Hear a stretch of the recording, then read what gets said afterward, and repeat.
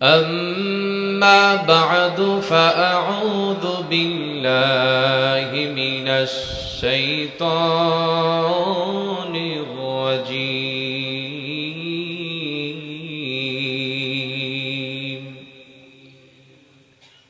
بسم الله الرحمن الرحيم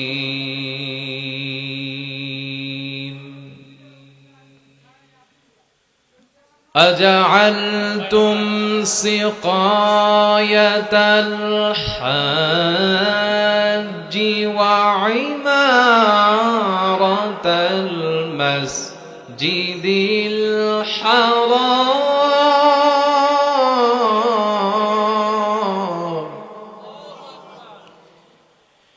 مسجد الحرام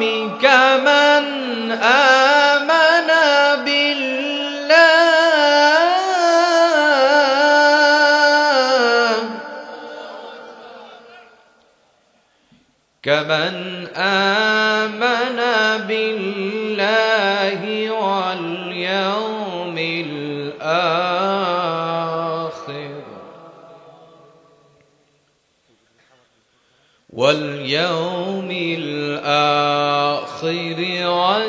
وجاهد في سبيل الله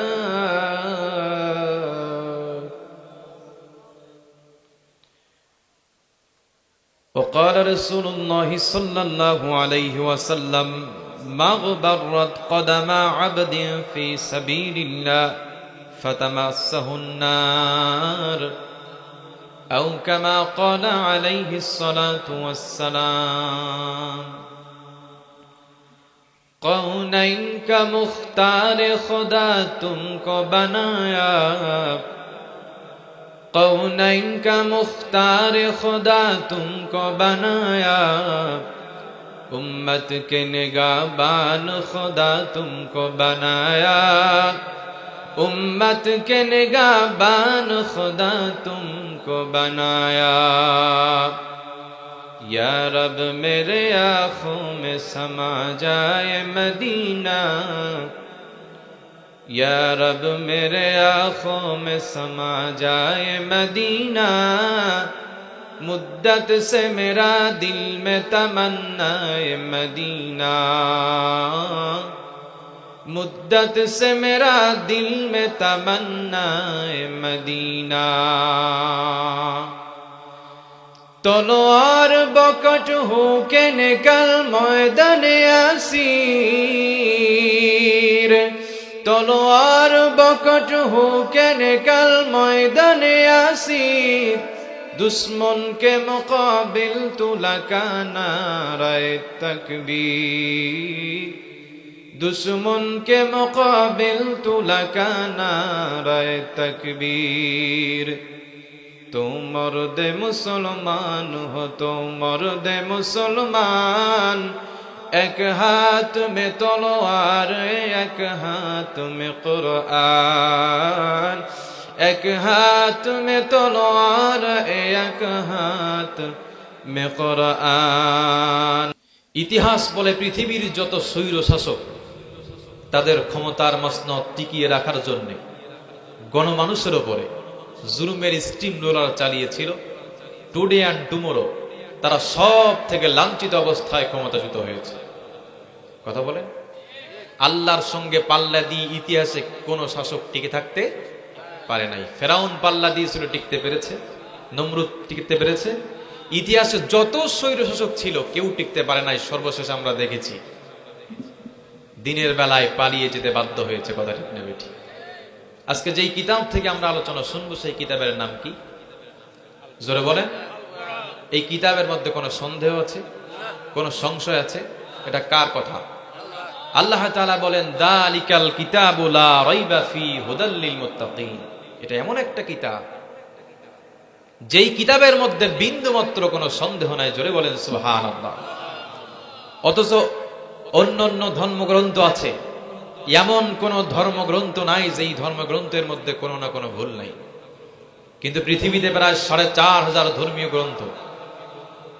কোরআন একমাত্র ধর্মীয় গ্রন্থ যেই কিতাবের মধ্যে আজ পর্যন্ত একটা ভুল কেউ বের করতে পারে নাই। চিল্লায় বলেন সুবহানাল্লাহ। জাকির নায়েকের ধর্মীয় গুরু নাম তার আহমেদ দিদার, তিনি একটা বই লিখেছেন the ultimate of the holy Quran. এই বইয়ে তিনি উল্লেখ করতেছেন আমেরিকার পৃথিবীর সব থেকে বিখ্যাত computer Cray on super computer, পৃথিবীর ১০ জন খ্রিস্টান বিজ্ঞানী একটা একটা করে কিতাব সেই কম্পিউটারের মধ্যে দিচ্ছে আর বলতেছে এই কিতাবের মধ্যে কোনো ভুল আছে নাকি, এই কিতাবের মতো আরেকটা কিতাব রচনা করা সম্ভব কিনা। প্রথমে দেয়া হলো গীতা, কম্পিউটার তথ্য দিয়েছে এর মধ্যে এই কয়টা ভুল আছে, এর মতো আরেকটা কিতাব বানানো সম্ভব। তারপরে দেয়া হলো বাইবেল, কম্পিউটার তথ্য দিয়েছে বাইবেলের মধ্যে এই কয়টা ভুল আছে, এর মতো আরেকটা কিতাব বানানো সম্ভব। এমনি করে জিন্দাবেস্তা, ওল্ড টেস্টামেন্ট, নিউ টেস্টামেন্ট, সর্বশেষ আল্লাহর কোরআন দেয়া হলো। আল্লাহু আকবার বলে। আল্লাহর কোরআন যখন দেয়া হলো, কম্পিউটার তথ্য দিয়েছে এই কোরআনের মধ্যে বিন্দু মাত্র কোনো ভুল নাই। কিন্তু কোরআনের মতো আরেকটা কিতাব বানালেও বানানো যেতে পারে। এই আশ্চর্যজনিত তথ্য পেয়ে গবেষণাগারে থাকা ১০ জন খ্রিস্টান বিজ্ঞানী আনন্দে আত্মর হয়ে গেল। এতদিন মুসলমানরা বলেছে তাদের কিতাবে কোনো ভুল নাই, এটা মানলাম, কিন্তু তাদের মতো আরেকটা কিতাব বানানো সম্ভব এটা তো তারা বলে নাই, বরং তাদের কথাটা ভুল প্রমাণ হয়ে গেল। জোরে বলেন নাউজুবিল্লাহ। এই চিন্তা তাদের মাথায় নিয়ে যখন আনন্দ উল্লাস শুরু করবে, একজনের মাথায় এসেছে এটা না হয় বুঝলাম যে কোরআনের মতো আরেকটা কিতাব বানানো সম্ভব, কিন্তু সময় লাগবে কতদিন। কি লাগবে? যখনই জানতে চেয়েছে সময় লাগবে কতদিন, কম্পিউটার তথ্য দিয়েছে সময় লাগবে 63 অক্টেলিয়ানস টাইম, অর্থাৎ 63 অক্টেলিয়ান বছর। আল্লাহু আকবার বলেন। এই সংখ্যা কোনোদিন শুনেছেন? কথা বলেন, কথা বলেন। সংখ্যাতাত্ত্বিক নিয়ম আমাদেরকে শেখায় প্রথমে একক, দশক, শতক, সহস্র, অযুত, লক্ষ, নিযুত, কোটি, million, billion, trillion, zillion, trillion, তারপরে হলো অক্টেলিয়ন। নিউমেরিক্যাল সায়েন্স বলেন octillion is very dangerous to reach there. এটা এমন একটা সংখ্যা যেটা পর্যন্ত পৌঁছানো পৃথিবীর কোন মানুষের পক্ষে সম্ভব না। যেটা পর্যন্ত পৌঁছানো পৃথিবীর কোন মানুষের পক্ষে। সর্বশেষ অ্যানালাইসিস তথা বিশ্লেষণ করে কম্পিউটার তথ্য দিয়েছে it's quite impossible to great a book like Quran. 63 octillion বছর বাঁচাও সম্ভব নয়, কোরআনের মতো আরেকটা কিতাব রচনা করা সম্ভব নয়। কিন্তু আজকে মুসলমানরা কোরআন থেকে দূরে সরে যাওয়ার কারণে আজকে লাঞ্ছিত আর বঞ্চিত। পৃথিবীর এক শ্রেণীর মানুষ লাঞ্ছিত আর বঞ্চিত, আর এক শ্রেণীর মানুষ হলো সম্মানিত, সম্ভ্রান্ত। কি কারণ? কোরআন মানলে সে সম্মানিত, আর কোরআন না মানলে সে অপমানিত। ও জামানা মে মুআজ্জাজ থে, ও জামানা মে মুআজ্জাজ থে, আমিলে কুরআন হো কর, और तुम खारो जलील हुए तारके कुरआन होकर। সে যুগের মুসলিম মর্যাদাবান ছিল, সে যুগের মুসলিম মর্যাদাবান ছিল কোরআন মানার জন্যে, আর আজ লাঞ্ছিত বঞ্চিত কোরআন ছাড়ার কারণে। কথা বলেন ঠিক কিনা? যদি কোরআন না থাকে এ জীবনে কি আছে জীবনে আমার? আছে কিছু? জোরে বলেন আছে? যদি কোরআন না থাকে এ জীবনে কি আছে জীবনে আমার? কোরআন আছে সবই আছে ভুবনে আমার, কোরআন নাই কিছু নাই বেচারি পাহাড়। কোরআন গো কোরআন মোর, কোরআন গো কোরআন মোর, জীবনে মরণে কি আছে জীবনে আমার? যদি কোরআন না থাকে এ জীবনে কি আছে জীবনে আমার? সেই কোরআন থেকে আলোচনা শোনার জন্য বসেছি আমরা, খুশি না বেজার? জোরে বলেন। আবারও শুকরিয়া আদায় করছি, জবান ছেড়ে দিয়ে বলছি আলহামদুলিল্লাহ। কোরআন আল কারীমের সূরা আত-তাওবা 19 নম্বর আয়াতে কারিমা তেলাওয়াত করেছি। আল্লাহ রাসূলের অগণিত হাদিস থেকে একখানা স্বর্ণের টুকরা হাদিস পাঠ করেছি। এর ভিত্তিতে আজকে আলোচনার বিষয় যেটা কোরআন বলছে, আলোচনার বিষয় হলো জিহাদ ফি সাবিলিল্লাহ। আজকে অনেক আলেমরা নামাজে রস করে, রোজা রস করে, হজ্জে রস করে, যাকাতে রস করে, কিন্তু দিন কায়েমের আন্দোলন, যেই দিন কায়েমের আন্দোলনের কথা কোরআনে বলা হয়েছে 917 বার। জোরে বলেন কয়বার? 917 বার। নামাজের কথা বলা হয়েছে 82 বার, যাকাতের কথা এসেছে 32 বার, হজ্জের কথা একবার মতান্তরে 5 বার। সেই একই কোরআনে জিহাদের কথা এসেছে, জিহাদ শব্দ এসেছে 917 বার। কিন্তু আজকে পিঠ বাঁচানোর জন্য অনেক আলেমরা এই জিহাদ ফি সাবিলিল্লাহর কথা আলোচনা করতে চায় না। আমাদের জানা দরকার আছে না নেই? এটা কি গুরুত্ব আমি দিয়েছি না আল্লাহ পাক দিয়েছেন? সূরা বলেন কে দিয়েছেন? আজকে আলোচনার বিষয় জিহাদ ফি সাবিলিল্লাহ। আল্লাহর দিনকে আল্লাহর জমিনে প্রতিষ্ঠা করতে হবে কিভাবে, আর যারা আল্লাহর দিনকে আল্লাহর জমিনে প্রতিষ্ঠা করতে চায় তাদের সম্মান মর্যাদা কেমন হবে। আমার প্রাণের ভাই, জিহাদ শব্দটি আরবি জাহাদা শব্দ থেকে এসেছে। জাহাদা ইউজাহিদু মুজাহাদাতান ওয়া জিহাদা। আমার প্রাণের ভাইরা, অর্থ হচ্ছে প্রচেষ্টা করা। একা একা সম্ভব হয় না। বাংলা ব্যাকরণে যেটাকে ব্যতিহার বহুব্রী সমাজ বলে, অর্থাৎ কানাকানি একা একা হয়, মারামারি একা একা সম্ভব, সম্ভব না। জিহাদ একা একা সম্ভব, সম্ভব না। আমার প্রাণের ভাইরা, জিহাদ শব্দের অর্থ হচ্ছে প্রচেষ্টা করা, প্রাণবন্ত করার প্রচেষ্টা। এই জিহাদ হতে পারে নিজের নফসের বিরুদ্ধে জিহাদ, আবার এই জিহাদ হতে পারে কোন কাফের শক্তির সঙ্গে, আবার এই জিহাদ হতে পারে জিহাদ ফি সাবিলিল্লাহ, আল্লাহর রাস্তায় জিহাদ। এই জিহাদ হতে পারে মানুষকে খুশি করার জন্য, আবার এই জিহাদ হতে পারে আল্লাহকে রাজি খুশি করার জন্য। রাসূল সাল্লাল্লাহু আলাইহি ওয়াসাল্লামের একজন সাহাবী নাম হলো হযরতে মুসা রাদিয়াল্লাহু তাআলা আনহু। তিনি হাদিস বর্ণনা করেন, যা আরজুলুন ইলান নবী সাল্লাল্লাহু আলাইহি ওয়াসাল্লাম। হাদিসটি মনোযোগ দিয়ে শুনবেন। এক ব্যক্তি রাসূলের কাছে এসে বললেন, ইয়া রাসূলুল্লাহি আর-রাজুলু ইউকাতিলু লিল মাগনাম। কেউ কেউ জিহাদ করে গনিমতের মাল পাওয়ার আশায়, গনিমতের মাল পাওয়ার আশায়। আবার কেউ কেউ জিহাদ করে আর-রাজুলু ইউকাতিলু লিয-যিকরি, আমার যশ খ্যাতি সম্মান যেন দুনিয়ায় ছড়িয়ে পড়ে এই উদ্দেশ্যে। আবার কেউ কেউ জিহাদ করে আর-রাজুলু ইউকাতিলু লিয়ুরা মাকানুহু, আমাকে যেন মানুষ বিশ্রেষ্ঠ বলে, এই উদ্দেশ্যে জিহাদ করে। ইয়া রাসূলুল্লাহি, এই তিন ব্যক্তির মধ্যে ফামান ফি সাবিলিল্লাহ, এই তিন ব্যক্তির মধ্যে দ্বীনের প্রকৃত মুজাহিদকে? রাসূল পাক সাল্লাল্লাহু আলাইহি ওয়াসাল্লাম বলেন, মান কাতালা লিতাকুনা কালিমাতুল্লাহি হিয়াল উলিয়া ফাহুয়া ফি সাবিলিল্লাহ। যে ব্যক্তি আল্লাহর দ্বীনকে আল্লাহর জমিনে বাস্তবায়ন করার জন্য লড়াই করে, সেই ব্যক্তি হলো দ্বীনের প্রকৃত মুজাহিদ। কথা কার? রাসূলের কথা। যে ব্যক্তি আল্লাহর দ্বীনকে আল্লাহর জমিনে প্রতিষ্ঠা করার জন্য লড়াই করে, সেই ব্যক্তি হলো দ্বীনের প্রকৃত মুজাহিদ। কিন্তু আমাদের সমাজে ইসলাম বিরোধী আছে অনেক। আমাদের মুসলমানদের মধ্যে লুকিয়ে থাকা মুনাফিক আছে না নাই? জোরে বলেন। এদের দাড়িতে কোনো সমস্যা নাই, এদের টুপিতে কোনো সমস্যা নাই, জুব্বায় সমস্যা নাই, কিন্তু এদের সমস্যা হচ্ছে ভিতরে। কোথায়? ভিতরে। জিহাদ আর জঙ্গিবাদ দুটা তারা একসঙ্গে করে ফেলে, মিলায়ে ফেলে। কিন্তু জিহাদ এক জিনিস আর জঙ্গিবাদ আরেক জিনিস। জঙ্গিবাদ দমনে মুসলমানরা যেই ভূমিকা পালন করে সেটাই হলো জিহাদ। এবং এই জঙ্গিবাদ ইসলামের জঘন্য হারাম, বড় অপরাধ। সন্ত্রাস জঙ্গিবাদ আল্লাহ তাআলা হারাম করেছেন। আল্লাহ বলেন, ওয়াল ফিতনাতু আসাদ্দু মিনাল কতল। অন্য আয়াতের মধ্যে বলেন, ওয়াল ফিতনাতু আকবারু মিনাল কতল। এই ফিতনা, সন্ত্রাস, জঙ্গিবাদ হত্যা অপেক্ষা বড় অপরাধ। শুধু তাই নয়, বোঝা গেল এই ফিতনা, সন্ত্রাস, জঙ্গিদের বিচার ও শাস্তি অনেক ভয়ঙ্কর। কথা বলেছেন কে? জোরে বলেন, কে বলেছেন?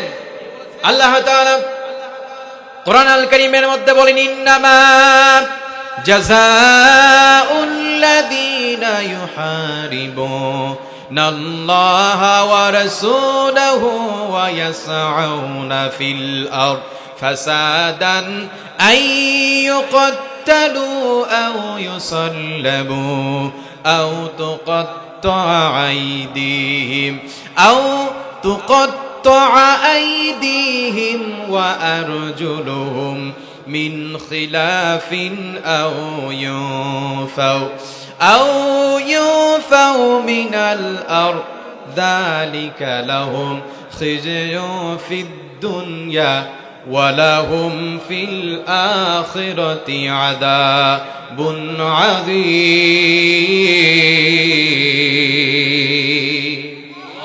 حقیقت سے تو دنیا بے خبر ہے دنیا کی نمائش پر نظر ہے نمی گویم کہ اج دنیا جدا باش بہر کارے کہ باشی با خداوار چست دنیا আজ খোদাগা ফিলবুদানে খমাশু নুকুরাহ ফরজিন্দ যা। এই আয়াতে মুহারিবা শব্দের অর্থ হলো আল্লাহ এবং আল্লাহ রাসূলের বিরুদ্ধাচরণ করা, তাদের হুকুমের বিপরীত কিছু করা, এবং আল্লাহ এবং আল্লাহ রাসূল যেটা বলেছেন এটার বিপরীত কিছু করা। ইবনে কাসিরে বর্ণনা করা হয়েছে এর ভাবার্থ হচ্ছে চুরি করা, ডাকাতি করা, জুলুম করা, সন্ত্রাসী কার্যক্রম চালানো। কাফের, এই আয়াতটা কাফেরদের ব্যাপারে নাজিল হয়েছে, কারণ কাফের মানেই হচ্ছে বিশৃঙ্খলা, অশান্তি, অরাজকতা সৃষ্টিকারী। কথা ঠিক না বেটি? আমার প্রাণের ভাইরা, জগৎ বিখ্যাত তাফসির ইবনে কাসিরের লেখক বুখারী শরীফের ৬৮০২ নম্বর হাদিস খানা এই আয়াতের শানে নজুল হিসেবে পেশ করেছেন।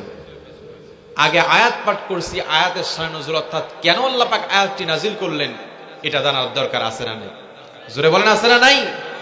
হযরত আনাস ইবনে মালিক রাদিয়াল্লাহু তাআলা আনহু বলেন, উরাইনা এলাকার কিছু লোক মদিনায় আগমন করলেন, কিন্তু মদিনার আবহাওয়া তাদের অনুকূল হলো না। তারা অসুস্থ হয়ে পড়ল। রাসূল করিম সাল্লাল্লাহু আলাইহি ওয়াসাল্লামের কাছে গেলে নবী করিম সাল্লাল্লাহু আলাইহি ওয়াসাল্লাম তাদেরকে যাকাতের উটের কাছে পাঠালেন। যাকাতের উটের কাছে পাঠানোর পরে তাদেরকে নির্দেশ দিলেন, তোমরা উটের প্রসব এবং দুধ পান করো। পান করার সঙ্গে সঙ্গে তারা সুস্থ হয়ে গেল। জোরে বলেন সুবহানাল্লাহ। কিন্তু সুস্থ হওয়ার সঙ্গে সঙ্গে তারা মুরতাদ হয়ে গেল, তারা ইসলাম থেকে বের হয়ে গেল। শুধু তাই নয়, রাখালকে হত্যা করে উটগুলো ডাকাতি করে নিয়ে চলে গেল। জোরে বলেন নাউজুবিল্লাহ। এ সন্ত্রাসী কার্যক্রম চালালো। যেমন আজকে বাংলাদেশে সম্প্রতি ১৭ বছর পরে আওয়ামী দোসরদের উস্কানিতে ইস্কান নামক জঙ্গি সংগঠন ফুসে ওঠার স্পর্ধা দেখিয়েছে। মুসলিম ভাই সাইফুল ইসলাম আলিফকে ধরে নিয়ে রাস্তার উপরে ফেলে জবি করেছে। কত ঠিক না বেঠি? সনাতনী ধর্মের নামে তারা বাংলাদেশে একটা পরিবেশ তারা নষ্ট করতে চাচ্ছে। আল্লাহ নবী, বিশ্বনবী এই সমস্ত সন্ত্রাস জঙ্গিদের পিছনে লোক পাঠালেন। নবীজির নির্দেশে তাদেরকে ধরে আনা হলো, তাদের হাত কেটে নেওয়া হলো, তাদের পা কেটে নেওয়া হলো, বিপরীত দিক থেকে তাদের হাত পা কেটে নেওয়া হলো।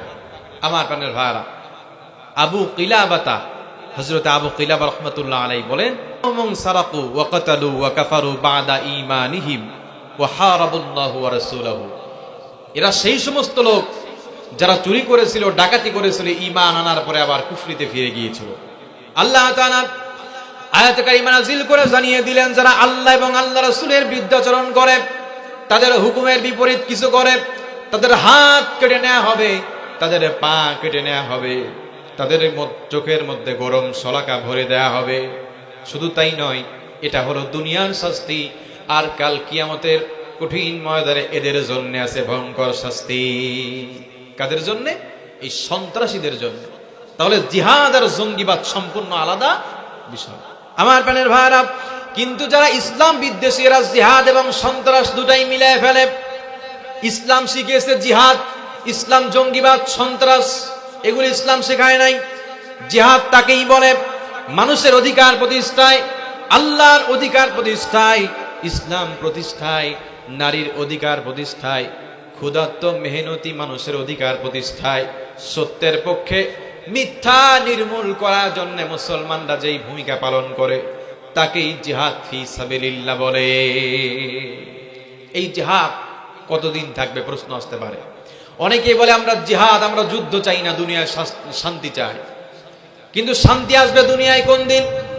যেই দিন দুনিয়াতে কোনো কাফের থাকবে না, কোনো বেঈমান থাকবে না, সেদিন শান্তি প্রতিষ্ঠা হয়ে যাবে। কারণ সেদিন আর জিহাদের কোনো প্রয়োজন হবে না। আল্লাহ নবী, বিশ্ব নবী জনাবে মুহাম্মদ রাসূলুল্লাহ সাল্লাল্লাহু আলাইহি ওয়াসাল্লাম বলেন, আমাকে প্রেরণ করে, আমাকে পাঠিয়ে জিহাদকে আল্লাহ পাক ফরজ করে দিয়েছেন।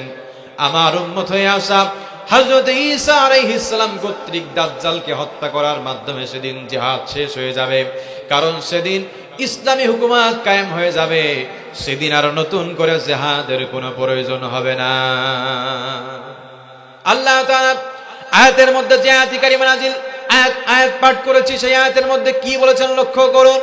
আজআলতুম সিকায়াতাল হাজি ওয়া ইমারাতাল মাসজিদিল হারামি কামান আমানা বিল্লাহি ওয়াল ইয়াউমিল আখির ওয়া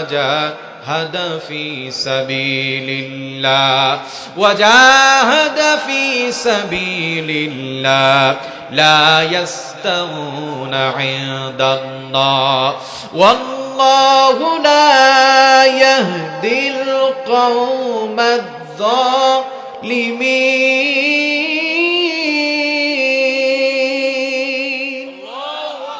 আল্লাহ তাআলা এই আয়াতে কারিমা কেন নাজিল করেছেন এটা জানার দরকার আছে না নাই? জোরে বলেন। নোমান বিন বাশির আল আনসারী রাদিয়াল্লাহু তাআলা আনহু হাদিস বর্ণনা করেন। তিনি বলেন, একদিন আমি নবীজির মেম্বরের কাছে বসা ছিলাম, পাশে কিছু সাহাবী বসা ছিলেন। একজন হঠাৎ করে বললেন, ইসলাম কবুল করার পরে হাজীদের পানি পান করানো এর থেকে বড় আমল আর হতে পারে না। আরেকজন বললেন, ইসলাম কবুল করার পরে মসজিদে হারামে রক্ষণাবেক্ষণ করা এটাই দামি আমল। তৃতীয় ব্যক্তি বললেন, তোমরা যেই আমলের কথা বলতেছো এর থেকে জিহাদ ফি সাবিলিল্লাহ আল্লাহর কাছে সব থেকে বড়। হযরত ওমর রাদিয়াল্লাহু তাআলা আনহু তাদেরকে ধমক দিলেন এবং বললেন, তোমরা কি শোনো নাই, লা তারফাউ আসওয়াতাকুম ফাওকা সাউতিন নবী, নবীজির আওয়াজের থেকে যেন তোমাদের আওয়াজ যেন উঁচু না হয়। কিন্তু তোমরা যেই বিষয় আলাপ করতেছো, তোমরা যেই বিষয় কথা বলতেছো, নামাজ শেষ হওয়ার পরে আমি রাসূল করিম সাল্লাল্লাহু আলাইহি ওয়াসাল্লামকে সেটা জিজ্ঞেস করব। কিছুক্ষণ পরে নামাজ শেষ হয়ে গেল। আল্লাহ নবী বিশ্ব নবীকে জিজ্ঞেস করা হলো, ইয়া রাসূলুল্লাহ, ইয়া হাবিবাল্লাহ, আপনার সাহাবীদের মধ্যে একজন বলছে ইসলাম কবুল করার পরে হাজীদের পানি পান করানো এর থেকে বড় আমল আর হতে পারে না। আরেকজন বলল, ইসলাম কবুল করার পরে মসজিদে হারামে রক্ষণাবেক্ষণ করা এটাই দামি আমল। তৃতীয় ব্যক্তি বলল, তোমরা যে আমলের কথা বলতেছো এর থেকে জিহাদ ফি সাবিলিল্লাহ আল্লাহর কাছে দামি। ও নবী, আপনি বলে দেন কোন আমলটা আল্লাহর কাছে সব থেকে দামি? আল্লাহ তাআলা ডাক দিয়ে বলেন, জিবরিল, আর করো না দেরি, চলে যাও তাড়াতাড়ি আমার নবীকে গিয়ে আয়াত নাজিল করে কাফেরদের প্রশ্নের উত্তর দিয়া দেওয়া। জাআলতুম সিকায়াতাল হাজি ওয়া ইমারাতাল মাসজিদিল হারামি কামান আমানা বিল্লাহি ওয়াল ইয়াউমিল আখির ওয়া জাহাদা ফি সাবিলিল্লাহ। ও নবী, মসজিদে হারামে রক্ষণাবেক্ষণ করা কিংবা হাজীদের পানি পান করানো আর জিহাদের আমল কোনোদিন সমান হতে পারে না। তাহলে নবীজি আপনি বলুন কোন আমলটা আল্লাহর কাছে সব থেকে দামি? আল্লাহ তাআলা আয়াত নাযিল করে জানিয়ে দিলেন, আল্লাযীনা আমানু ওয়া হাজারু ওয়া জাহাদু ফি সাবিলিল্লাহি বিআমওয়ালিহিম ওয়া আনফুসিহিম আ'যামু দারাজাতান ইনদাল্লাহ ওয়া উলাইকা হুমুল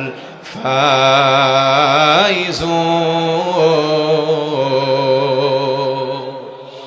আল্লাহ তাআলা আয়াত নাযিল করে জানিয়ে দিলেন, যারা ঈমান এনেছে, ঈমান আনার পরে হিজরত করেছে এবং আল্লাহর রাস্তায় জান এবং মাল দিয়ে আল্লাহর রাস্তায় জিহাদ করেছে, আ'যামু দারাজাতান ইনদাল্লাহ ইসমে তাফজিলের সিগা ব্যবহার করেছেন, সুপারলেটিভ ডিগ্রি আধিক্যতা বুঝিয়ে আল্লাহ পাক বলেন আযমু দারাজাতান ইনদাল্লাহ, আমি আল্লাহর কাছে জিহাদের মর্যাদা সব থেকে বেশি। এ বক্তব্য কার? বক্তব্য কার? সুতরাং জিহাদ ফি সাবিলিল্লাহর আমল করার কারণে মানুষ আপনাকে জঙ্গি বলতে পারে, জিহাদ ফি সাবিলিল্লাহর আমল করার কারণে মানুষ আপনাকে রাজাকার বলতে পারে, জিহাদ ফি সাবিলিল্লাহর আমল করার কারণে মানুষ আপনাকে সন্ত্রাসী বলতে পারে, কিন্তু আল্লাহর বক্তব্য আযমু দারাজাতান ইনদাল্লাহ, আমি আল্লাহর কাছে জিহাদের মর্যাদা সব থেকে বেশি। আল্লাহর কাছে প্রিয় হওয়ার জন্য মুসলমানরা কারা কারা আল্লাহর রাস্তায় জান এবং মাল দিতে প্রস্তুত, দুটি হাত উঁচু করে আমার আল্লাহরে দেখায়া দেয়। লিল্লাহি তাকবীর, লিল্লাহি তাকবীর। আল্লাহ তাআলা হাত কবুল করুন, জোরে বলেন আমিন। আমার প্রাণের ভাইরা, তাহলে জিহাদের আমল আল্লাহর কাছে সব থেকে বড়, এই কথা কে বলেছেন? জোরে বলেন, কে বলেছেন? জিহাদ ফি সাবিলিল্লাহর আমল আল্লাহর কাছে সব থেকে বড়। এজন্য আপনি নামাজ কালাম সব কিছুর পাশাপাশি জিহাদ ফি সাবিলিল্লাহর আমল আপনাকে আমাকে করতেই হবে। আমার প্রাণের ভাইরা, আল্লাহ তাআলা শুধু চেহারা দেখেই, লেবাস পোশাক এগুলো দেখেই আল্লাহ তাআলা জান্নাতে দেবে না, অবশ্যই বান্দাকে পরীক্ষা করবেন যে তোমাদের মধ্যে কে কর্মে শ্রেষ্ঠ। আল্লাহ বলেন আম হাসিবতুম আন তাদখুলুল জান্নাতা ওয়ালাম্মা ইয়ালামিল্লাহুল্লাযীনা জাহাদু মিনকুম ওয়া ইয়ালামাস সাবিরিন। আল্লাহু আকবার বলেন। আল্লাহ তাআলা বলেন মানুষকে মনে করেছে তারা এমনি এমনি জান্নাতে চলে যাবে, মুখে বলবে আর জান্নাতে চলে যাবে, অথচ তাদের পরীক্ষা করা হবে না। আল্লাহ পাক অবশ্যই তাদেরকে পরীক্ষা করবেন, কে হিজরত করেছে, কে ধৈর্য ধারণ করেছে, আর কে আল্লাহ রাস্তায় জান এবং মাল দিয়ে আল্লাহ রাস্তায় জিহাদ করেছে। আল্লাহ পাক দুইটা জিনিস দেখবেন, কে উত্তম ধৈর্য ধারণ করেছে বিপদ আপদ মুসিবতে, কে উত্তম ধৈর্য ধারণ করেছে, আর কে জান এবং মাল দিয়ে আল্লাহ রাস্তায় জিহাদ করেছে। আল্লাহ তাআলা আবার সূরা বাকারা 214 নম্বর আয়াতের মধ্যে বলেন আম হাসিবতুম আন তাদখুলুল জান্নাতা ওয়ালাম্মা ইয়াতিকুম মাসালুল লাযীনা খালাউ মিন ক্বাবলিকুম মাসাতহুমুল বাসাউ ওয়াদ-দাররা ওয়া যুলজিলু হাত্তা ইয়াকুলার রাসূলু والذين آمنوا معه متى نصر الله ألا إن نصر الله قريب। মদিনায় হিজরত করার পরে মুসলমানরা যখন ইহুদি খ্রিস্টান নাসারাদের দ্বারা বিভিন্নভাবে নির্যাতনের শিকার হতে লাগলো, রাসূলের কাছে অভিযোগ করলো, ইয়া রাসূলুল্লাহ, ইসলাম কবুল করার কারণে আমাদের উপরে এমন নির্যাতন করা হচ্ছে। তখন আল্লাহ পাক এই আয়াত নাজিল করে জানিয়ে দিলেন, তোমরা কি মনে করেছো তোমরা মুখে বলবে ঈমান এনেছি বা তোমরা ঈমানদার বললেই তোমাদেরকে ছেড়ে দিয়ে জান্নাতে ঢোকানো হবে? ব্যাপারটা তা না। অবশ্যই তোমাদেরকে পরীক্ষা দিতে হবে। কি পরীক্ষা? তোমাদের পূর্বপুরুষরা যেমন পরীক্ষা দিয়েছিল, এমন কোন জুলুম, এমন কোন নির্যাতন নাই তাদের উপরে আসে নাই, কিন্তু বিপদ আপদে তারা ধৈর্য ধারণ করেছে। বিপদ আপদে তারা ধৈর্য ধারণ করে, তাদের আল্লাহর পক্ষ থেকে আছে বড় পুরস্কারী। কথা কার? জোরে বলেন কার? আমার প্রাণের ভাইরা, এমন দুঃখ কষ্ট তাদেরকে স্পর্শ করেছিল, এক পর্যায়ে নবীগণ এবং তাদের অনুসারীরা বলতে বাধ্য হয়েছিলেন যে আল্লাহর সাহায্য কখন আসবে। আল্লাহ তাআলা জানিয়ে দিয়েছিলেন, আলা, তোমরা জেনে রাখো, ইন্না নাসরাল্লাহি করিব, আল্লাহর সাহায্য অতি নিকটে। জোরে বলেন সুবহানাল্লাহ। আমার প্রাণের ভাইরা, আল্লাহর দ্বীনকে আল্লাহর জমিনে বাস্তবায়ন করার কারণে সাহাবীদের উপরে কেমন নির্যাতন করা হয়েছে শুনুন। আল্লাহ নবী, বিশ্ব নবীর একজন সাহাবী হযরতে খাব্বাব রাদিয়াল্লাহু তাআলা আনহু, ইসলাম কবুল করার কারণে হযরতে খাব্বাবের উপরে কেমন নির্যাতন এসেছে। আল্লাহ নবী, বিশ্ব নবীর সাহাবী হযরতে খাব্বাব রাদিয়াল্লাহু তাআলা আনহুর উপরে কেমন নির্যাতন, কেমন জুলুম করা হয়েছে। হযরত ওমর রাদিয়াল্লাহু তাআলা আনহু ইসলাম কবুল করার পরে ডাক দিয়ে বলেন, ভাই খাব্বাব, আমি আপনার কাছে জানতে চাই, ইসলাম কবুল করার পরে আপনি খাব্বাবের উপরে কেমন নির্যাতন এসেছে। হযরতে খাব্বাব রাদিয়াল্লাহু তাআলা আনহু তার মক্কার সেই 13 বছরের রক্তক্ষয়ী জীবনের কথা তার সামনে তুলে ধরলেন। যেই নির্যাতন আমাদের মতো ইমানদার মুসলমানের 13 বছর তো দূরের কথা, 13 মিনিট সহ্য করার কোনো ক্ষমতা আমাদের নাই। আল্লাহ নবী বিশ্বনবীর সাহাবী হযরত ওমর রাদিয়াল্লাহু তাআলা আনহু বলেন, ভাই আপনি বলেন ইসলাম কবুল করার পরে আপনার উপরে কেমন নির্যাতন করা হয়েছে। হযরত খাব্বাব রাদিয়াল্লাহু তাআলা আনহু চিন্তা করলেন, আমার উপরে যেই নির্যাতন করা হয়েছে, আমার উপরে যেই জুলুম করা হয়েছে, আমি কোন ঘটনা দিয়ে শুরু করব আর কোনটা দিয়ে আমি শেষ করব, আমি তো ভেবেই ঠিক করতে পারি না। কিং কর্তব্য বিমূঢ়, কি বলবেন, কোন ঘটনা দিয়ে তিনি শুরু করবেন আর কোন ঘটনা দিয়ে তিনি শেষ করবেন, তিনি যেন ভেবেই ঠিক করতে পারে না। কিছুক্ষণ নীরবতা পালন করার পরে হযরত খাব্বাব রাদিয়াল্লাহু তাআলা আনহু শরীরের জামাটা খুলে কিছু অংশ খুলে হযরত ওমর রাদিয়াল্লাহু তাআলা আনহুর সামনে উপস্থাপন করলেন। হযরত ওমর রাদিয়াল্লাহু তাআলা আনহু কোমর দেখার সঙ্গে সঙ্গেই তিনি আটকে উঠলেন, ডাক দিয়ে বলেন, ভাই খাব্বাব, এই নাকি আপনার কোমর? আমি ওমর আজ পর্যন্ত দেখি নাই কোন মানুষের কোমর এতটা বিভৎস হতে পারে। হযরত খাব্বাব রাদিয়াল্লাহু তাআলা আনহু ডাক দিয়ে বলেন, ভাই ওমর, ইসলাম কবুল করার পরে, ইসলাম কবুল করার কারণে আমার উপরে এমন নির্যাতন করা হয়েছে, আমার উপরে এমন জুলুম করা হয়েছে, আমি খাব্বাবকে আগুনে রং করা আমার পিঠে নিচে দেয়া হতো। আমি খাব্বাবকে আগুনে রং করা আমার পিঠে রাখার কারণে কতবার যে আমার পিঠের চর্বিগুলো গলে গলে তাদের আগুন নিভে গেছে, আমি খাব্বাব সঠিকভাবে সেটা গণনা করতে পারবো না। শুধু তাই নয়, আমি খাব্বাবের লোহার বর্মসহ মরুভূমির উপরে টানা হেঁচড়া করা হতো, এমন কোন নির্যাতন নাই আমি খাব্বাবের উপরে তা চালাই নাই। হযরত ওমর রাদিয়াল্লাহু তাআলা আনহুর চোখ দিয়ে দরদর করে পানি নামতেছে। বুঝা গেল পৃথিবীতে যে যত বড় ইমানদার, দুনিয়ায় তার পরীক্ষাও তত বেশি। কথা বলেন ঠিক কিনা?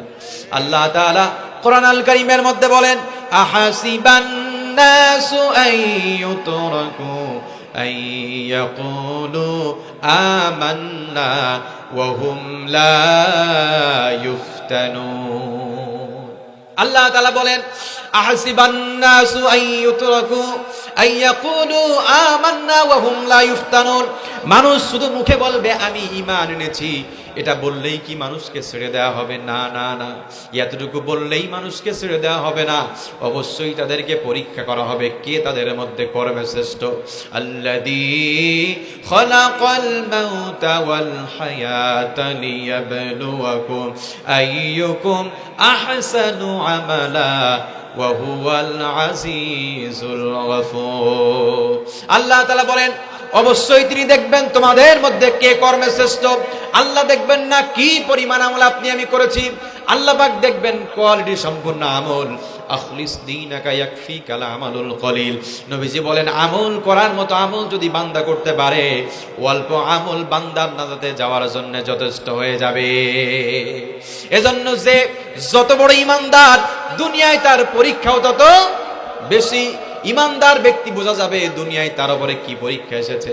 আপনার উপরে পরীক্ষা চলতেছে, বিভিন্নভাবে আপনাকে কষ্ট হচ্ছে, বিভিন্ন দিক থেকে আপনার কষ্ট নির্যাতন আসতেছে, বুঝতে হবে আপনার আমার মধ্যে ঈমান আছে। এই কথা আল্লাহ এবং আল্লাহ রাসূল বলেছেন। কথা বলুন ঠিক কিনা? ঈমানের পথ কাটাই ভরা, ফুল বিছানো নয়। ঈমানের পথ কাটাই ভরা, ফুল বিছানো নয়।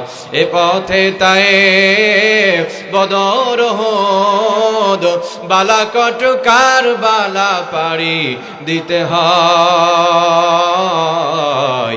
ঈমানের পথ কাটাই ভরা, ফুল বিছানো নয়। কথা বলেন ঠিক কিনা?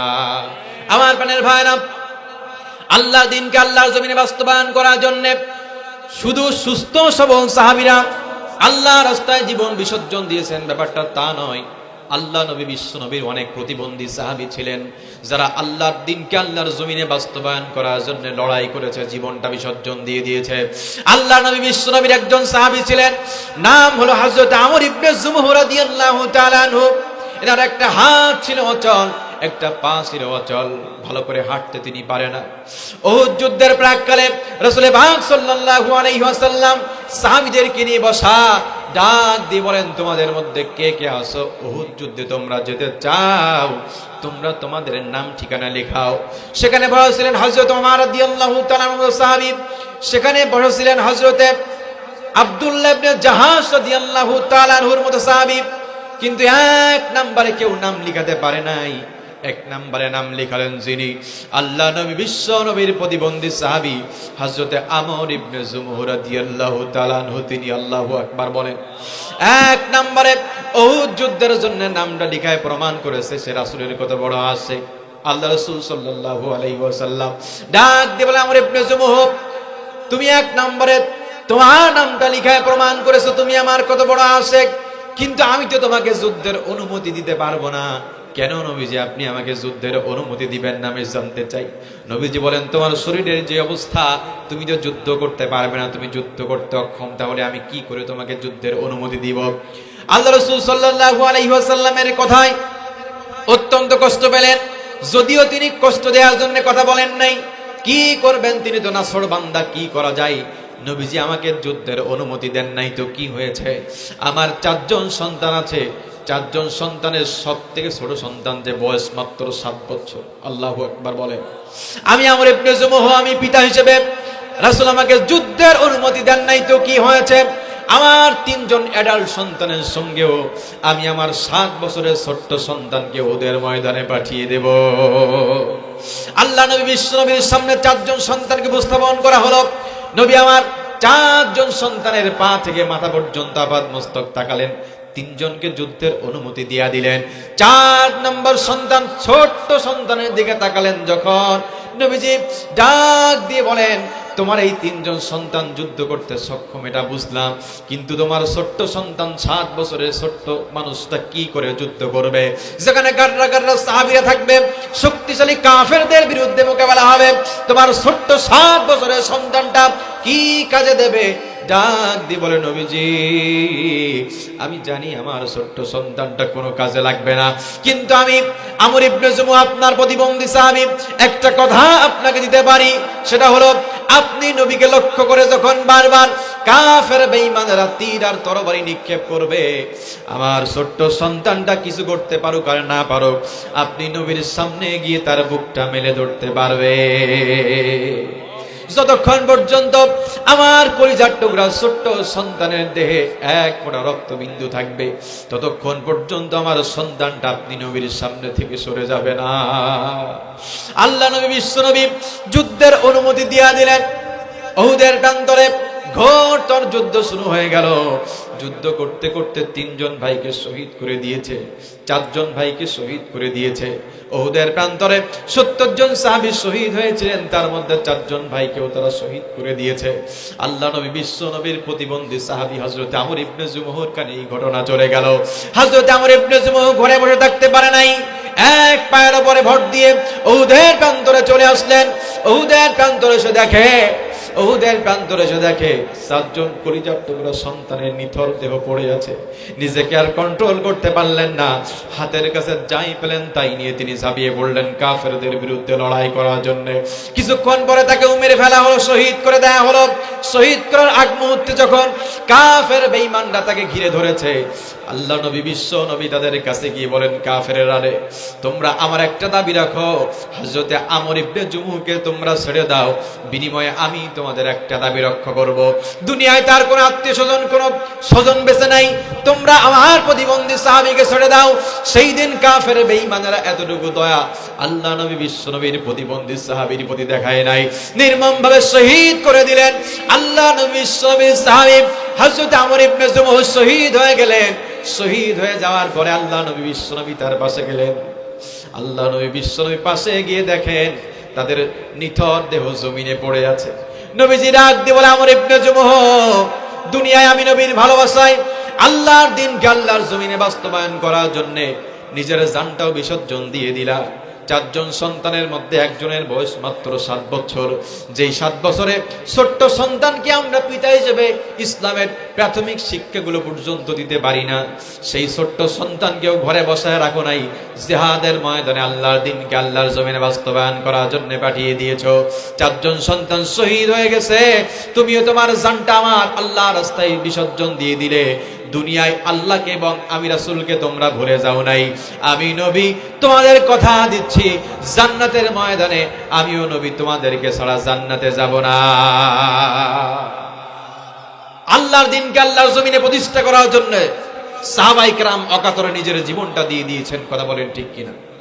বিপ্লব মানে জীবন দেয়া বসে থাকা নয়, সে কোনো দিন আসবে না রে করো যদি ভয়। কথা বলেন, কথা বলেন।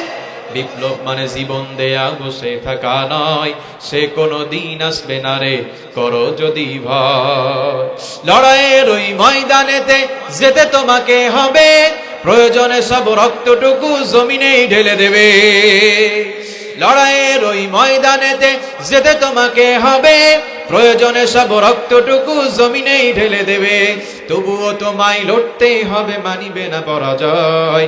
বিপ্লব মানে জীবন দেয়া বসে থাকা নয়, সে কোনো দিন আসবে না রে করো যদি ভয়। বিপ্লব মানে জীবন দেয়া বসে থাকা নয়, সে কোনো দিন আসবে না রে করো যদি ভয়। তাহলে সব আমল যদি আপনি করেন আর জিহাদ ফি সাবিলিল্লাহর আমল যদি না করেন, তাহলে জান্নাতে যাওয়া যাবে? জোরে বলেন। আল্লাহ পাক অবশ্যই পরীক্ষা করবেন তার মধ্যে জিহাদের আমল ছিল কিনা এবং দিন কায়েমের জন্য কতটুকু পরিকল্পনা তার ছিল। রাসূল করিম সাল্লাল্লাহু আলাইহি ওয়াসাল্লাম বলেন, মান মাতা ওয়া লাম ইয়াগজু ওয়া লাম ইউহাদ্দিস নাফসাহু বিল গজী মাতা মিতাতান জাহিলিয়া। যেই ব্যক্তি মারা গেল অথচ আল্লাহ রাস্তায় জিহাদ করলো না, জিহাদের কামনা বাসনা তার অন্তরে জাগ্রত হলো না, তার মৃত্যু হলো জাহিলিয়াতের উপরে। যে ব্যক্তি মারা গেল অথচ আল্লাহ রাস্তায় জিহাদ করলো না, জিহাদের কামনা বাসনা তার অন্তরে জাগ্রতও হলো না, তার মৃত্যু হলো জাহিলিয়াতের উপরে। এটা রাসূলের কথা, মিথ্যা হবে? জোরে বলেন হবে? তাহলে জিহাদ ফি সাবিলিল্লাহর আমল আমাদের মধ্যে থাকার দরকার আছে না নাই? একজন মানুষ যদি সকাল 6টা ইসলাম কবুল করে আর দুপুর 12টার মধ্যে মারা যায়, তাহলে তার থেকে নামাজের হিসাব নেওয়া হবে না, তার থেকে রোজার হিসাব নেওয়া হবে না, তার থেকে যাকাতের হিসাব নেওয়া হবে না। কিন্তু তার একটা প্রশ্ন থেকে তাকে রেহাই দেওয়া হবে না, সেটা হলো আল্লাহর দ্বীনকে আল্লাহর জমিনে বাস্তবায়ন করার জন্য এতটুকু সময়ে কতটুকু পরিকল্পনা তুমি করেছিলে। তাহলে এত গুরুত্ব জিহাদ ফি সাবিলিল্লাহ। এজন্য জিহাদ ফি সাবিলিল্লাহর আমল থেকে মুসলমানরা দূরে থাকতে পারবে না। আমার প্রাণের ভাইরা, একটা প্রশ্ন আপনাদের কাছে রাখতে চাই, সেটা হলো আপনি আপনার স্ত্রীকে অনেক ভালোবাসেন, নতুন বিবাহ হলো, আপনার স্ত্রীকে আপনি অনেক ভালোবাসেন। এখন আপনার স্ত্রী যদি আপনার কাছে একটা আবদার করে, তাহলে কি আপনি ফেলবেন নাকি? আপনার স্ত্রী যদি আপনাকে এসে বলে, ওগো প্রাণের স্বামী, বছরে 365 দিন 364 দিন আমি স্বামী তোমার কাছে থাকবো, কিন্তু একটা দিন, মাত্র একটা দিন আমি আমার পুরনো প্রেমিকের সঙ্গে কাটাতে চাই, তাহলে সেই আবদার কি কোনো স্বামী ফেলতে পারে? ফেলতে পারে না। বুঝতে সমস্যা হয়েছে। এমন কথা যদি কোনো স্ত্রী বলে, তাহলে প্রথমে হবে মায়, কি হবে? তারপরে তুই তালাক, তোর 14 গোষ্ঠী তালাক। হে টাঙ্গাইলের তাওহীদি জনতা, এটা আপনি ভালো বুঝেন। তাহলে আপনি কেন বুঝেন না? আপনি কত শত আমল করতেছেন, নামাজ, রোজা, হজ, যাকাত, প্রতিবেশীর হক, আত্মীয় স্বজনের হক, পিতামাতার হক, সব আমল যদি আপনি করেন আর দিন কায়েমের আন্দোলন জিহাদ ফি সাবিলিল্লাহর আমল যদি আমি না করি, তাহলে ওই স্বামী যেমন একদিন তার স্ত্রী অন্যের সাথে থাকুক এটা সহ্য করতে পারে না, তালাক দিয়ে বের করে দেয়, কাল কিয়ামতের কঠিন ময়দানে সব আমল থাকার পরেও জিহাদ ফি সাবিলিল্লাহর আমল আমাদের মধ্যে না থাকার কারণে আল্লাহ পাক ফেরেশতাদেরকে নির্দেশ দিয়ে জাহান্নামে ঢুকায় দেবে। আর জাহান্নামে যদি যাওয়া লাগে, তাহলে মুসলমান হয়ে লাভটা কি হবে? জান্নাত হবে মুসলমানদের একমাত্র উদ্দেশ্য। কথা ঠিক না বেঠিক? ভুল ত্রুটি সবার হবে, এটা স্বাভাবিক ব্যাপার, কিন্তু নবীজি বলেন কুল্লু বানি আদম খাত্তাউন ওয়া খায়রুল খাত্তাইনা আত-তাওয়াবুন। প্রত্যেক বানি আদম গুনাহগার, তাদের মধ্যে সেই উত্তম যে গুনাহ করার পরে আল্লাহর কাছে অনুতপ্ত হয়, আল্লাহর কাছে তাওবা করে, এই ব্যক্তি সর্বোত্তম। আমাদের একমাত্র কাঙ্ক্ষিত লক্ষ্য হবে জান্নাত। রাসূল করিম সাল্লাল্লাহু আলাইহি ওয়াসাল্লাম বলেন, জান্নাতীদের জন্য জান্নাতে এত নাজ নিয়ামত রাখা হয়েছে, মা লা আইনুন রাআত ওয়ালা উযুনুন সামিআত ওয়ালা খাতারা আলা কলবিল বাশার। দুনিয়ার কোন চোখ সেটা দেখে নাই, দুনিয়ার কোন কান সেটা শ্রবণ করে নাই, আর দুনিয়ার কোন অন্তঃকরণ সেটা কল্পনাও করতে পারে নাই যে জান্নাতের মধ্যে জান্নাতীদের জন্য এত নাজ নিয়ামত থাকতে পারে। আমি তো জানি না পাবো কি পাবো না, আল্লাহ তোমার দেয়া সেরা জান্নাত। আমি তো জানি না পাবো কি পাবো না, আল্লাহ তোমার দেয়া সেরা জান্নাত। আমি শুধু জানি নরকের অগ্নি সইতে পারবো না কোনো দিন রাত। আমি তো জানি না পাবো কি পাবো না, আল্লাহ তোমার দেয়া সেরা জান্নাত।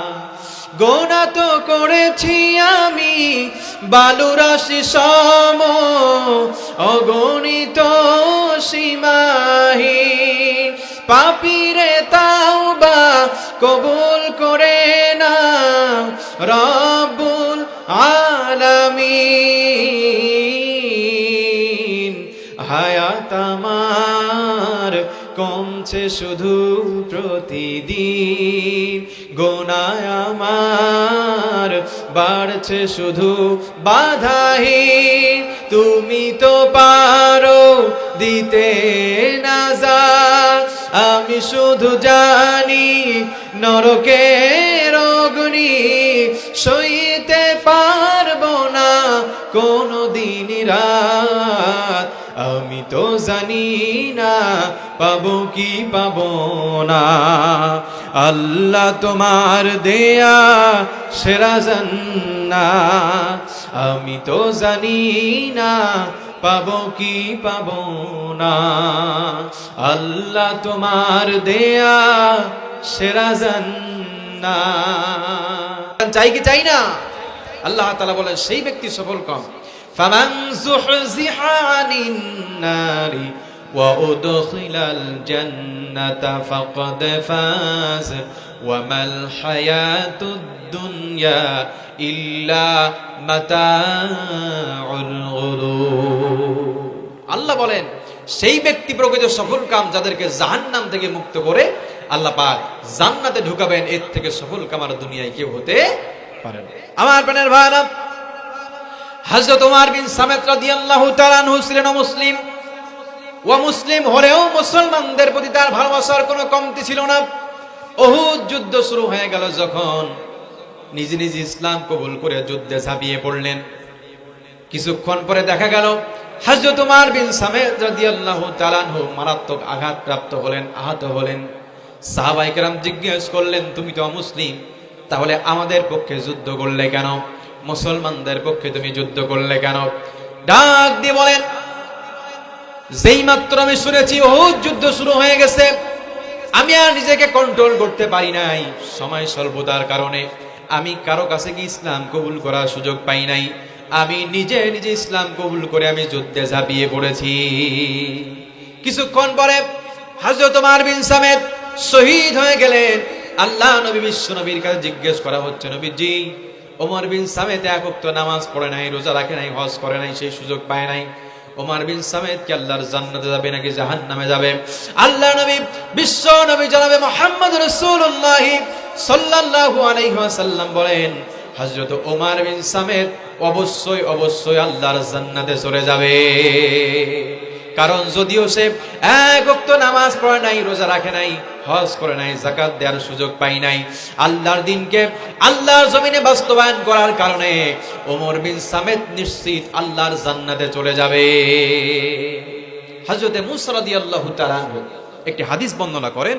তিনি বলেন, যা আরজু ইলান নবী সাল্লাল্লাহু আলাইহি ওয়াসাল্লাম, এক ব্যক্তি রাসূলের কাছে এসে বললেন, ইয়া রাসূলুল্লাহি মাল কিতালু ফি সাবিলিল্লাহ, আল্লাহর রাস্তায় আল্লাহর পথে জিহাদ কাকে বলে?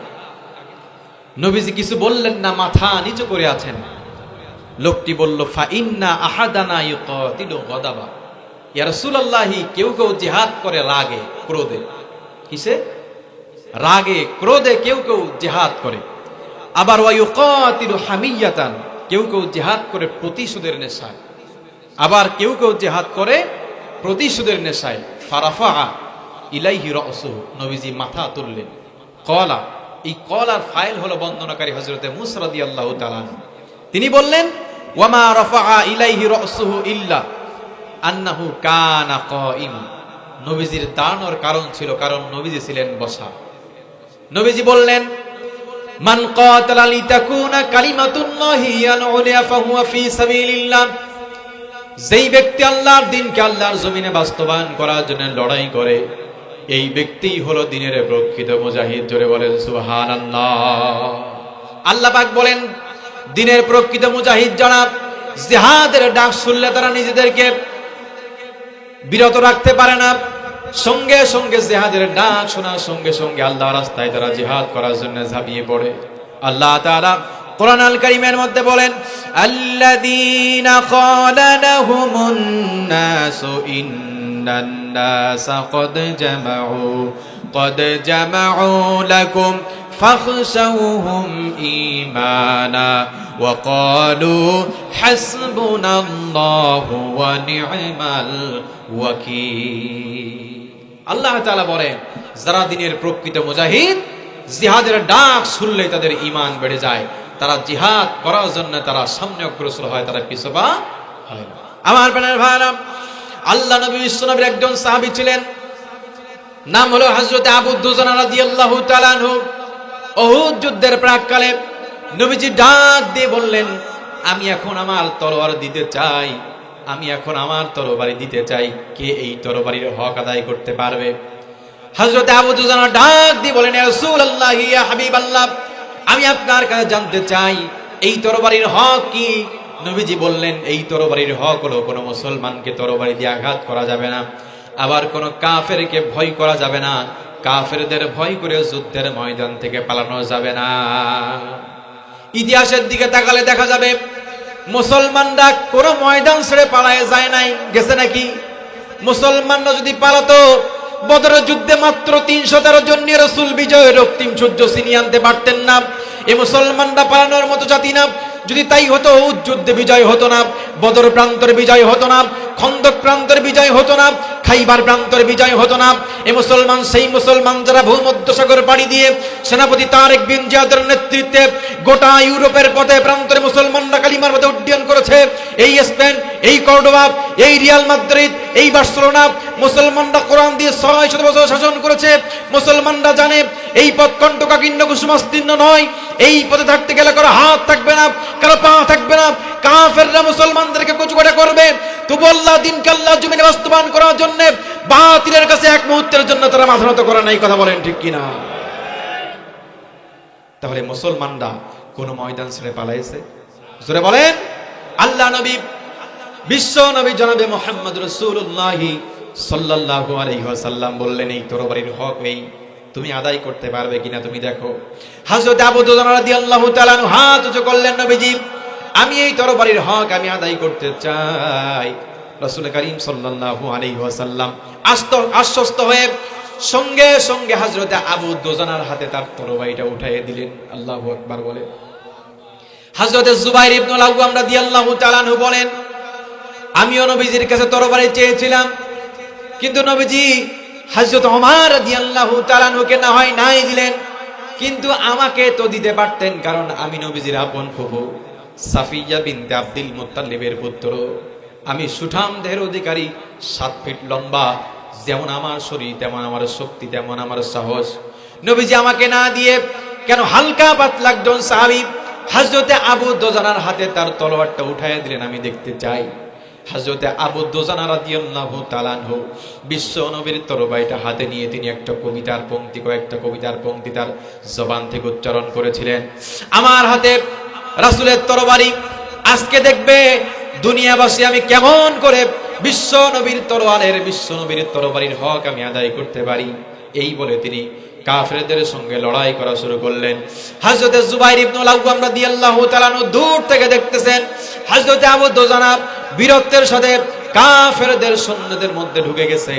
হযরত আবু দুজানা রাদিয়াল্লাহু তাআলা তার তরবারির আঘাতে অনেক কাফেরকে কুচুকাটা করে দিয়ে জাহান্নামে পাঠিয়ে দিলে। হযরত আবু দুজানা রাদিয়াল্লাহু তাআলা যেখানেই যাচ্ছেন সেখানেই যেন কাফেরদের অন্তরে ত্রাস সৃষ্টি হচ্ছে, তারা যেন তার ভয়ে ভীত সন্তুষ্ট হতে লাগলো। আমার প্যানেল ভাইরা, যখন সেখান থেকে তিনি শেষ পর্যায়ে চলে গেলেন, শেষ পর্যায়ে গিয়ে দেখেন আবু সুফিয়ানের স্ত্রী হিন্দার নেতৃত্বে সুন্দরী রমণীরা তাদের মনোবল বৃদ্ধি করার জন্য মুসলমানদের বিরুদ্ধে কবিতা পাঠ করতেছে। হযরতে আবু দুজানা রাদিয়াল্লাহু তাআলা হিন্দার মাথা বরাবর তার তরবারিটা রাখলেন। তরবারিটা রেখেই তিনি আবার নামিয়ে নিলেন।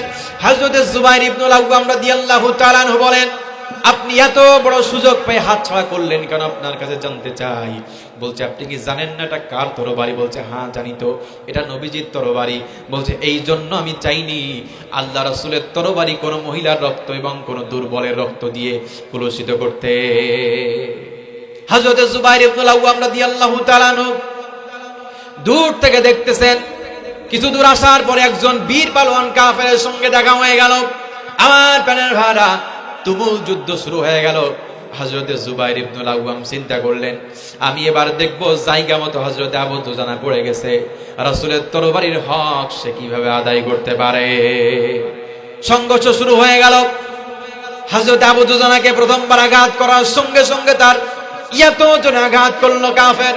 আঘাত করার সঙ্গে সঙ্গে তার ঢালটা ভেঙে গিয়ে চূর্ণ বিচূর্ণ হয়ে গিয়ে তার ঘাড়ে কাঁধে তিনি সামান্য পরিমাণ আঘাত প্রাপ্ত হলেন। দ্বিতীয়বার এমন জোরে তার তরবারিটা তিনি চালালেন, ওই কাফেরের শক্তিশালী কাফেরের পেট থেকে দ্বিখণ্ডিত হয়ে দুই ভাগ হয়ে জমিনে পড়ে গেল। হযরত জুবাইর ইবনুল আওয়াম রাদিয়াল্লাহু তাআলা বলেন, আমি এখন বুঝতে পেরেছি নবী করিম সাল্লাল্লাহু আলাইহি ওয়াসাল্লাম আমার হাতে তরবারি না দিয়ে কেন হযরতে আবু দুজানার হাতে তরবারিটা দিয়েছিলেন। নবীজি আমার হাতে তরবারি না দিয়ে কেন হযরতে জুবাইর ইবনুল আওয়াম রাদিয়াল্লাহু তাআলা বলছেন কেন তার হাতে আবু দুজানার হাতে তরবারি দিয়েছিলেন, আমি এখন বুঝতে পেরেছি। আল্লাহু আকবার বলেন। আমার প্রাণের ভাইরা, এই আবু দুজানা রাদিয়াল্লাহু তাআলা যখন যুদ্ধ করতেন তখন তার একটা পোশাক ছিল আল মাসরা। যেই পোশাক পরে তিনি যুদ্ধ করতেন, তিনি জিহাদ করতেন, এজন্য তাকে বলা হতো জুল মাসরা, অর্থাৎ আল মাসরার অধিকারী। আবার অন্য বর্ণনা এসেছে তাকে জুয়াস সাইফাইন বলা হতো, দুই তরবারির অধিকারী। আল্লাহু আকবার বলে। যুদ্ধের ময়দানে, উহুদের ময়দানে আল্লাহ রাসূল সাল্লাল্লাহু আলাইহি ওয়াসাল্লামের তরবারি এবং নিজের তরবারি নিয়ে যুদ্ধ করেছিলেন। দুইটা তরবারি নিয়ে যুদ্ধ করেছিলেন, যার কারণে তাকে জুয়াস সাইফাইন বলা হতো। চিল্লায় বলেন না সুবহানাল্লাহ। তাহলে ইসলাম এমনি এমনি কায়েম হয় নাই, রক্তের বিনিময়ে, হাজার হাজার লক্ষ কোটি শহীদের বিনিময়ে ইসলাম কায়েম হয়েছে। কথা বলেন ঠিক কি? এজন্য জিহাদ ফি সাবিলিল্লাহর আমল থেকে মুসলমানরা দূরে থাকতে পারবে না। সব আমল যদি আপনার আমার মধ্যে থাকে আর দিন কায়েমের আন্দোলন যদি আপনার আমার মধ্যে না থাকে, তাহলে আল্লাহর জান্নাতে যাওয়া, দিন কায়েমের জন্যে যদি, দিন কায়েমের জন্যে যদি মরতে আমার হয়, এমন মরণ দাও গো প্রভু, ও গো দয়াময়, এমন মরণ দাও গো প্রভু, ও গো দয়াময়। আল্লাহ তাআলার হুকুম শোনো, যুদ্ধে বাহির হও না কেন, আল্লাহ তাআলার হুকুম শোনো, যুদ্ধে বাহির হও না কেন, মাজলুমানের কান্না তোমার, মাজলুমানের কান্না তোমার, কেমনে প্রাণে সয়, এমন মরণ দাও গো প্রভু, ও গো দয়াময়। হয়, এমন মরণ দাও গো প্রভু, ও গো দয়াময়। ইদা মাতাল ইনসান ইন কতা আনহু আমালুহু ইল্লা মিন সালাসা সাদাকাতিন জারিয়াতিন আও ইলমিন ইউনতাফাউ বিহি আও ওয়ালাদিন সালিহিন ইয়াদউ লাহু।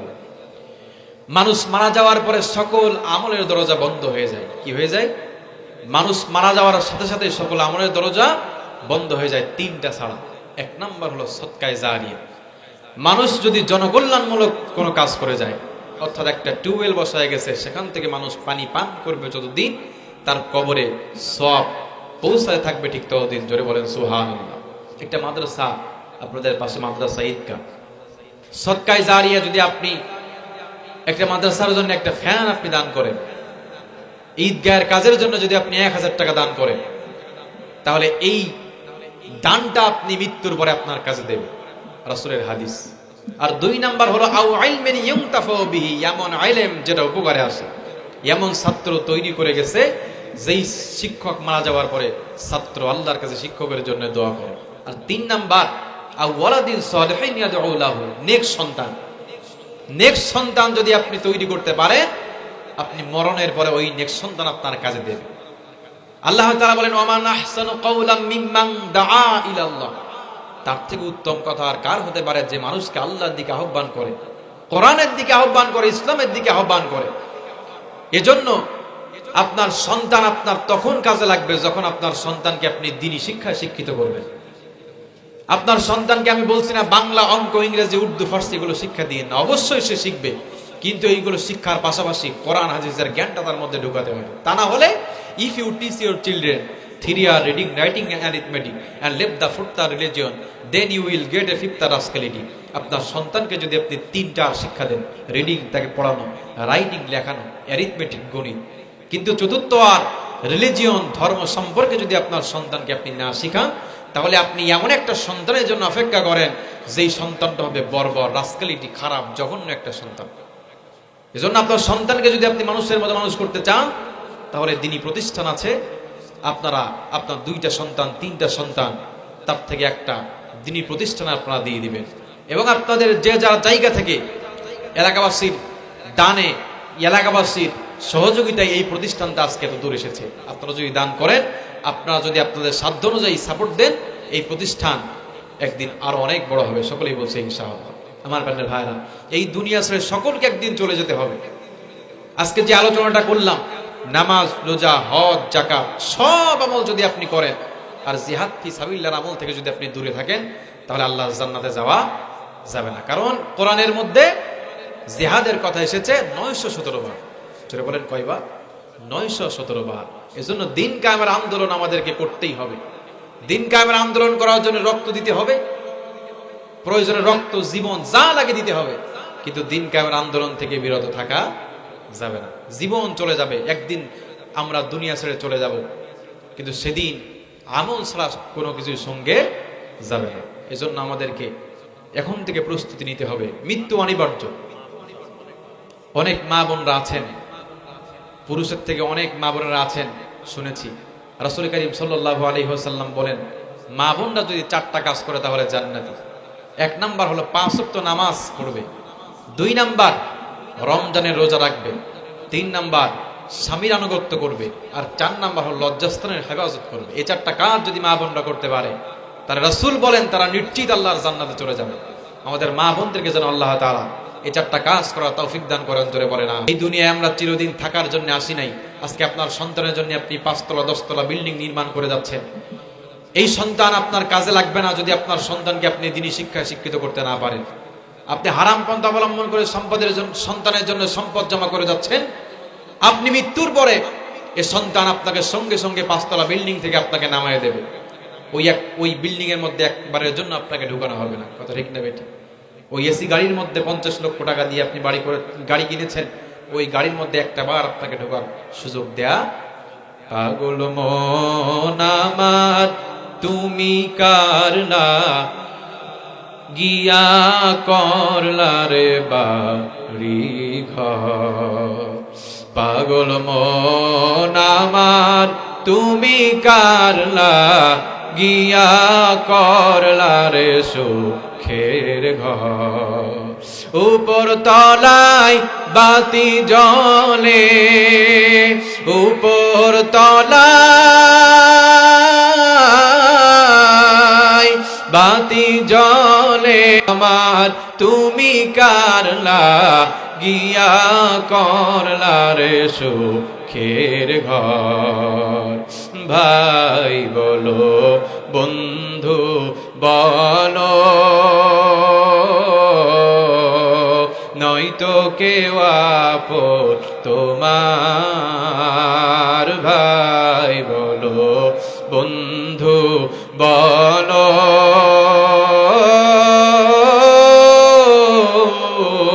নয়তো কেউ আপন তোমার দু চারটা দিন কেঁদে কেহ দু চারটা দিন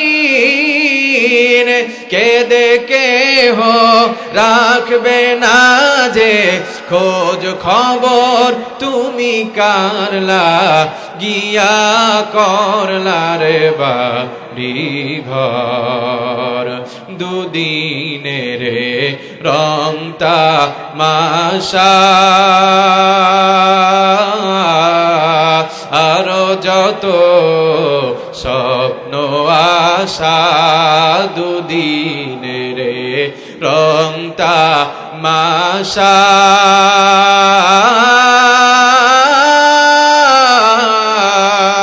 আরো যত স্বপ্ন আশা সব আয়োজন বৃথা যাবে সব আয়োজন বৃথা যাবে শেষ ঠিকানা মাটির ঘর তুমি কারলা গিয়া করলা রে সুখের ঘর পাগল মন আমার তুমি কারলা গিয়া করলা রে বাড়ি ঘর ربنا ظلمنا أنفسنا وإن لم تغفر لنا وترحمنا لنكونن من الخاسرين ربنا آتنا في الدنيا حسنة وفي الآخرة حسنة وقنا عذاب النار رب ارحمهما كما ربيانی صغیرا بتا ہم کو تیرے راہ کی طرف ہے تیرے راہ پر چلا ہم کو خدایا بے گناہ نب دست برما ساتھ با حضور دل نہ کر دم طاعت یا الہی مجھ کو مجھ سے دور کر ताके देखो मुझ में तुझको एक नजर ओ दयर मालिक তুমি তাকাই দেখো গুনার বোঝা নিয়ে তোমার দরজায় হাজির গুনাহ করে করে আমার হাত না পাক গুনাহ করে করে আমার পাও না পাক গুনাহ করে করে আমার অন্তর না পাক তুমি ছাড়া আর কেউ জানে না তোমার সিফাতি নামের ওসিলায় तमाम জীবনের গুনাহ খাতা ক্ষমা করে দাও জীবনে না করিলাম বন্দেগী গুনাহ করে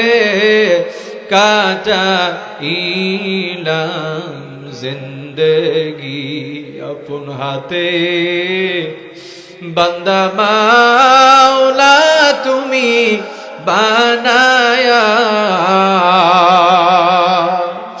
আপন হাতে বান্দা মাওলা তুমি বানায়া কেমনে দিবা জাহান্নামে ফালাইয়া কেমনে দিবা জাহান্নামে ফালাইয়া তুমি যদি মাফ না করো তোমার বান্দারে, বলো তোমার বান্দার কি উপায় হবে। রব্বুল আলামিন তাকাই দেখো, গুনার বোঝা নিয়ে তোমার দরজায় হাজির। আল্লাহ গুনাহ করে করে অন্তরটা নাপাক। এমন কোন গুনাহ নাই জীবনে করি নাই, কি এমন কোন গুনাহ নাই, কোন অপরাধ নাই আমরা করি নাই। আমরা জীবনে যত অপরাধ করেছি, আমাদের পিতামাতা জানলে সন্তানের পরিচয় দিত না, যদি ভাই বোন জানতো ভাই ভাইয়ের পরিচয় দিত না, যদি এলাকাবাসী জানতো এলাকা থেকে দূর দূর করে তাড়াই দিত। কিন্তু পৃথিবীর কেউ জানে না রে মালিক, তোমার নাম রহমান, তোমার নাম রহিম, তোমার সিফতি নামের ওসিলায় তামাম জীবনের গুনাহ খাতা তুমি ক্ষমা করে দাও। তুমি যদি আমাদের পাপ মার্জনা না করো, আমাদের যাওয়ার কোনো জায়গা না। রব্বুল আলামিন সে সন্ধ্যা থেকে নিয়ে পর্যন্ত আল্লাহ কোরআন প্রেমিক মানুষের আল্লাহ চাতক পাখি নেই কোরআন শোনার জন্য বসে আছে। আল্লাহ সকলকে তুমি ইসলামের জন্য কবুল আর মঞ্জুর করে নাও। এই মজলিসের দিকে তাকাও, কত মানুষের বাবা দুনিয়াতে নাই, কত মানুষের মা দুনিয়াতে বেঁচে নাই। মা বলে যদি সন্তান বারবার ডাক দেয়, হাজারবার ডাক দেয়, মা আর জবাব দেবে না। সন্তানের জন্য মা কত বড় নিয়ামত, যার দুনিয়ায় মা নাই একমাত্র সেই উপলব্ধি করতে পারে। সন্তানের জন্য মা কত কষ্ট স্বীকার করেছে। মেডিকেল সায়েন্স বলেন একটা সুস্থ শরীরে 45 ইউনিটের বেশি ব্যথা সহ্য করতে পারে না, কিন্তু যেদিন আমাদের মা আমাদেরকে ভূমিষ্ঠ করেছে, মেডিকেল সায়েন্স বলেন দেহের 20টা হাড্ডি একসঙ্গে ভেঙে গেলে যেই কষ্ট হয়, আমাদের মা সেই কষ্ট সহ্য করেছে। 57 ইউনিট ব্যথা সেদিন আমার মা, আপনার মা সহ্য করেছে। মালিক, মায়ের পেটে যখন ছিলাম, সন্তানকে পেটে নিয়ে মা দুইটা খাইতে বসেছে, এমন জোরে মায়ের পেটে লাথি মেরেছি, মায়ের কলিজাটা বের হয়ে যাওয়ার উপক্রম হয়েছে। ভাতের প্লেট রেখে মা দেয়ালের সঙ্গে পিঠটা ঢাকায় দিয়েছে। শ্বশুর বলে, বৌমা কি হয়েছে? বলছে, বাবা কিছু না। মা কত কষ্ট স্বীকার করেছে, এই মা যার দুনিয়ার জমিনে নাই। সন্তানের হাতের ওসিলায় মায়ের কবরকে জান্নাতের বাগান বানায়া দাও আল্লাহ। বাবা সন্তানের জন্য নিঃস্বার্থ ভাবে সন্তানের জন্য কিছু করে। পৃথিবীতে এমন কেউ নাই যারা নিঃস্বার্থ ভাবে করে, সবাই স্বার্থ ছাড়া কিছু বুঝে না। কিন্তু মা বাবা সন্তানের জন্য একমাত্র নিঃস্বার্থ ভাবে কাজ করে যায় মৃত্যুর আগ পর্যন্ত। আল্লাহ সেই মা বাবা যাদের দুনিয়ায় নাই, সন্তানের হাতের ওসিলায় চোখের পানির ওসিলায় করে আল্লাহ মা বাবার কবরকে জান্নাতের বাগান তুমি বানায়া দাও। আল্লাহ আমাদের যাদের পিতা মাতা বেঁচে আছেন, আল্লাহ খিদমত করার তৌফিক তুমি আমাদের নসিব করে দাও। রব্বুল আলামিন এই মাহফিলকে তুমি কবুল আর মঞ্জুর করে নাও। 2 দিন ব্যাপী মাহফিলের আজকে প্রথম দিন। আল্লাহ যারা কথা বলেছেন কোরআন হাদিস থেকে, আল্লাহ সকলকে দিনের জন্য কবুল আর মঞ্জুর করে নাও। আমরা যারা আলোচনা শুনেছি আল্লাহ সেই অনুযায়ী আমলে বাস্তবায়ন করার তৌফিক দান করে দাও। নামাজ, রোজা, হজ, যাকাত সব আমলের পাশাপাশি দ্বীন কায়েমের আন্দোলন করতেই হবে। প্রত্যেক মুসলমান নরনারীকে এটা বোঝার তৌফিক তুমি দান করে দাও রব্বুল আলামিন। এই মসজিদের জন্য, এই মাহফিলের জন্য যারা টাকা দিয়ে, অর্থ দিয়ে, মেধা দিয়ে, শ্রম দিয়ে বিভিন্নভাবে দান সদকা করেছে, আল্লাহ সকলের দানগুলোকে তুমি কবুল আর মঞ্জুর করে নাও। আল্লাহ মা বোনদেরকে ইসলামের জন্য কবুল করো। 4টা কাজ করলে মা বোনরা জান্নাতি, মা বোনদের 4টি কাজ করার তৌফিক তুমি দান করে দাও। পরিশেষে তোমার কাছে জানাতে চাই, আজকে মুসলমান দেশগুলোতে আল্লাহ কাফের বেঈমানরা নির্যাতন স্টিমরোলার চালাচ্ছে। আল্লাহ তুমি তোমার গায়েবী মদদ দিয়ে তাদেরকে হেফাজত করো। আর যদি তাদের হেদায়েত তুমি না থাকে, তুমি তাদেরকে আযাব আর গজব দিয়ে তাদেরকে তুমি ধ্বংস করে দাও। ও দুনিয়ার মালিক তুমি, ও গোপাল নেওয়ালা, তোমার পানে তুলেছি হাত, সইতে পারি না জ্বালা, সইতে পারি না জ্বালা, সইতে পারি না জ্বালা।